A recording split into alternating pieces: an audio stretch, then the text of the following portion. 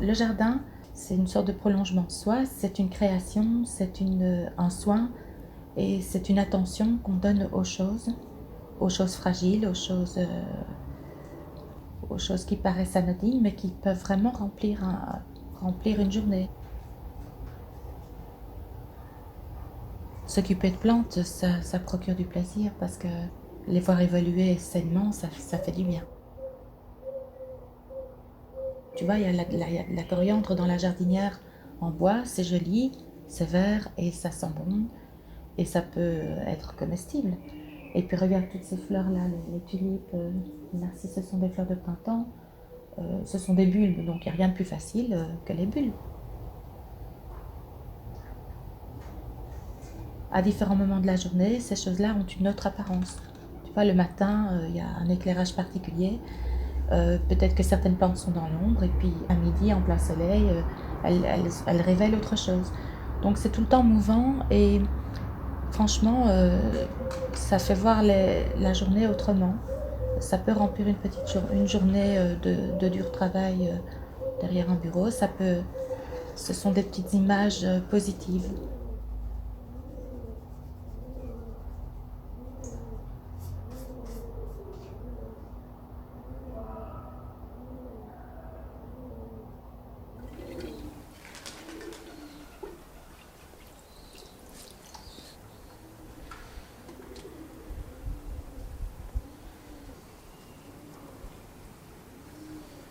Ici, j'ai l'impression d'être un peu emmurée et le jardin, ben, c'est presque une bouffée d'oxygène, une bouée de secours parce que si je n'ai pas ça, justement, je pense trop encore à mon jardin d'avant et au jardin futur que je voudrais avoir, qui sont, qui sont des jardins très grands, très sauvages et en pleine nature et pas du tout dans une ville.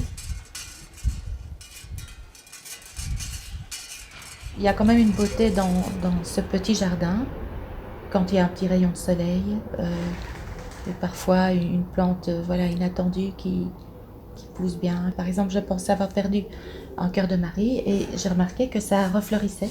Donc je suis toute émotionnée. Il y a des oiseaux aussi qui arrivent qui n'y avaient pas l'année dernière alors qu'il y a une pénurie dans les oiseaux. Franchement, il y a un petit merle là qui vient tout le temps.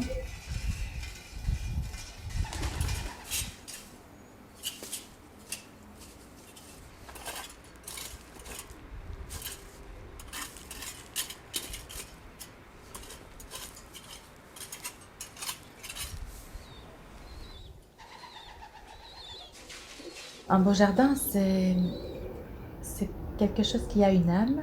On sent que la personne qui en prend soin euh, a une personnalité, a quelque chose de fort à transmettre et prend du plaisir surtout à bien s'en occuper. Bien s'en occuper, ça ne veut pas dire que ça doit être léché, nickel, parfait. Justement, l'imperfection faisant partie de la nature, c'est bien de laisser un petit peu le hasard faire les choses aussi, de ne pas tout contrôler. Et le beau jardin, c'est celui qui allie à la fois une sorte d'art, une sorte d'intervention humaine, mais passionnée et bénéfique. Et donc c'est allié à la nature qui se laisse complètement aller. Il y a des plantes fétiches comme ça qui appartiennent à des périodes ou qui ont été données, parce qu'il y a beaucoup d'échanges de plantes, hein, qui ont été données par des personnes que j'aime bien ou qui sont des plantes préférées de certaines personnes que j'aime bien. Et du coup, j'essaie de réunir tout ça. C'est tout un univers personnel. Par exemple, j'aime bien les iris, j'aime bien les roses et certaines roses parfumées, euh, les pensées, l'œillet qui est la fleur du poète. Il y a des tas de fleurs comme ça qui me parlent parce qu'elles me font penser à ma grand-mère ou à ma maman.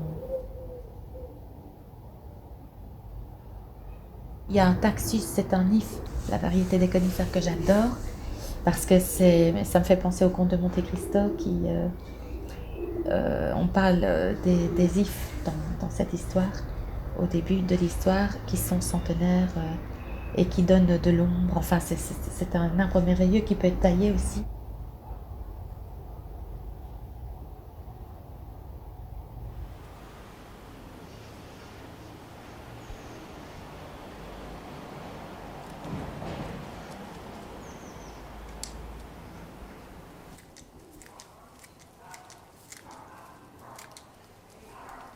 Quand j'étais petite, on habitait, oui, on peut dire la campagne. Derrière le jardin, qui était très allongé comme ça, il y avait un champ et il y avait un petit bois. Et alors, avec mon frère et mes sœurs, on allait dans ce petit bois faire des cabanes. C'est comme ça que j'ai déjà d'abord aimé les arbres. Et puis, j'aimais bien aussi les fleurs. À ce moment-là, il y avait encore des fleurs dans le champ, des coquelicots et tout ça. Donc en été, c'était très très très beau. Et cette vision de champ avec des taches rouges, par exemple, vraiment, ça me procurait. C'était très joli. Et donc c'est associé à l'enfance, tu vois. Autour du boulot, il y avait des iris bleus. Et c'était vraiment beau, quoi. Mais arrête, j'aime ça. Et puis bon, je voyais papa et maman s'occuper du jardin. Ils étaient fous de jardinage. Du coup, ben, ils m'ont inoculé ça. Ok. Non, c'est beau, mais j'ai pas pu m'empêcher de rigoler.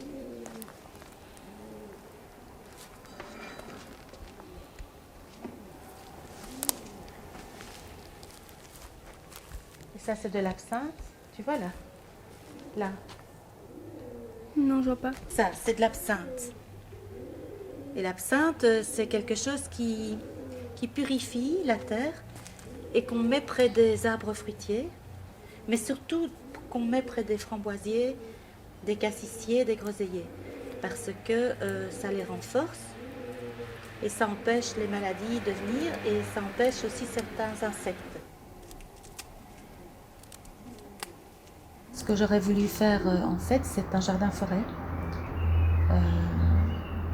Essayer qu'il y ait le plus de verdure possible et que ça devienne même très dense, que les feuilles, quand elles tombent, forment un humus et que le jardin devienne vraiment une réserve de biodiversité. Et j'aimerais que les personnes ne ratiboisent pas tout pour mettre de l'herbe ou bien, enfin, tiennent compte des plantes qui sont là parce que ce sont des plantes, franchement, il y en a qui sont assez rares, quoi. Et d'autres qui sont des plantes du pays, qui poussent ici, et donc qui doivent être valorisées selon moi. Donc si ça pouvait rester, même pulluler, même se développer, moi ça me ferait vraiment plaisir. Il faut que ça grandisse, que ça soit comme un petit poumon vert au cœur de la ville.